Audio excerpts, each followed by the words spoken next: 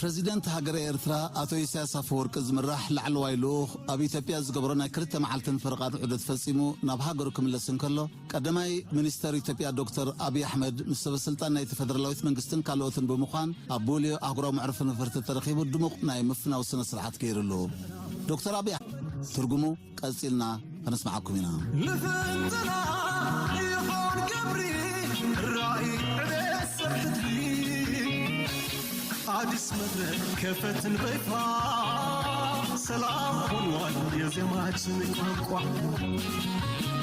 ባለፉት ሁለት ቀናት ተኩል የኤርትራ ፕሬዝዳንት ኢሳያስ አፈወርቂና የልኡካን ቡድናቸው በኢትዮጵያ በተለይም በአዲስ አበባ እና በሐዋሳ እጅግ ጥሩ የሚባል ጊዜ አሳልፈዋል። የአዲስ አበባ ከተማ ህዝብ እሳቸው በመጡበት ወቅት ከኤርፖርት ጀምሮ እስከ ቤተ መንግስት ሌላም አካባቢዎች ጭምር በከፍተኛ ደስታና ፍቅር ተቀብሏቸዋል። ለዚህም የአዲስ አበባን ህዝብ ከልብ ማመስገን እፈልጋለሁ።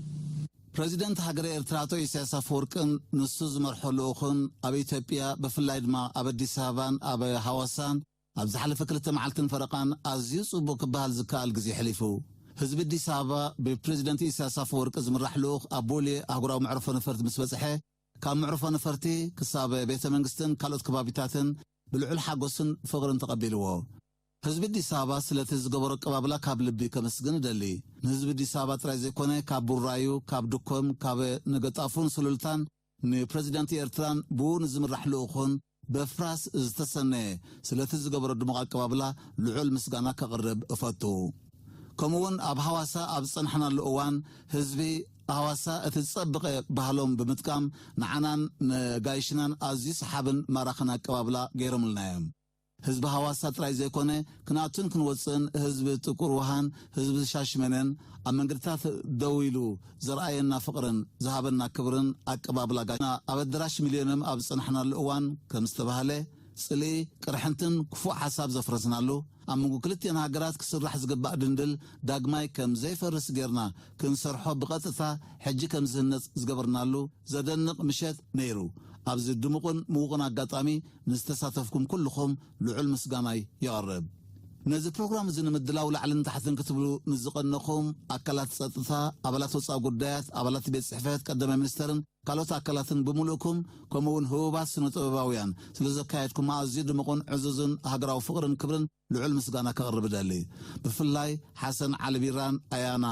ማሕሙድ ኣሕመድን ሓይሞም እንከለዉ ንህዝቦምን ሃገሮም ዘለዎም ክብሪ ንምግላጽ ዝገበርዎ ኣበርክቶ ብስም ህዝቢ ኢትዮጵያ ከመስግኖም እፈቱ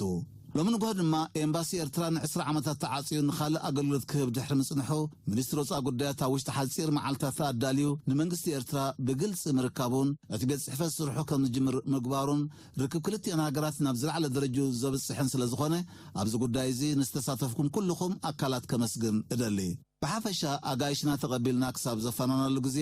ህዝቢ ኢትዮጵያ ስለ ዝረኣየ ፍቕሪ ሕውነትን ብጻይነትን ንዓና ድርዒ ስለ ዝኾነና ንህዝቢ ኤርትራ ዘለዎ ክብረትን ክብርን ስለ ዝረኣየ ልዑል ምስጋና እናቕረብኩ እዚ ጉዳይ እዚ ብቴሌቪዥን ክመሓላለፍ አዲስ አበባ ሐዋሳ ሻሽመኔ